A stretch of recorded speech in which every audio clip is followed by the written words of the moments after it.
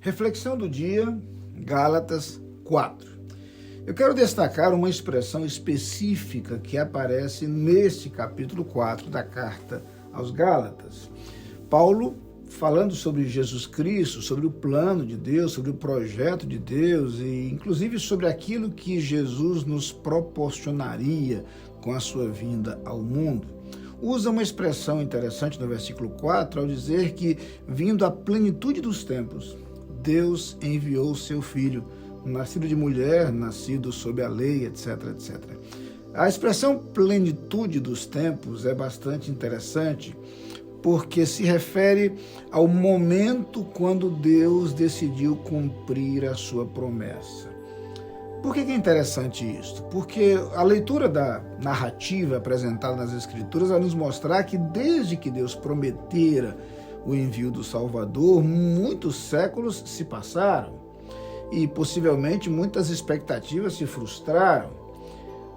Mas eis que chega o momento em que Deus envia Jesus. E um estudo mais detalhado, não vamos fazê-lo agora, mostra que por várias razões o tempo da vinda de Jesus ao mundo foi estratégico. O mundo estava unificado politicamente sob o Império Romano.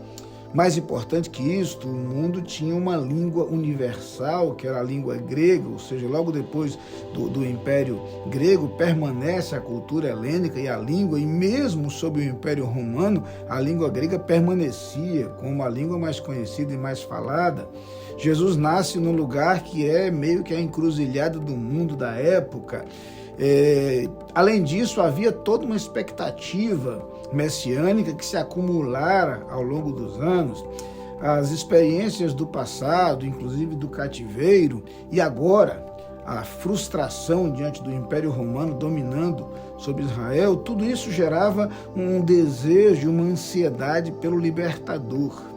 Cenário pronto, Deus envia seu Filho. Quando eu penso sobre isto, é interessante notar que a lição presente é a lição de um Deus que age no tempo certo, que age no momento exato, um Deus que age com precisão, um Deus que tudo planeja, mas que age sempre da melhor forma. E é importante entender isto porque algumas vezes somos tentados a achar, numa ou noutra ocasião, que Deus não age no tempo certo porque Ele não age no momento que nós esperávamos.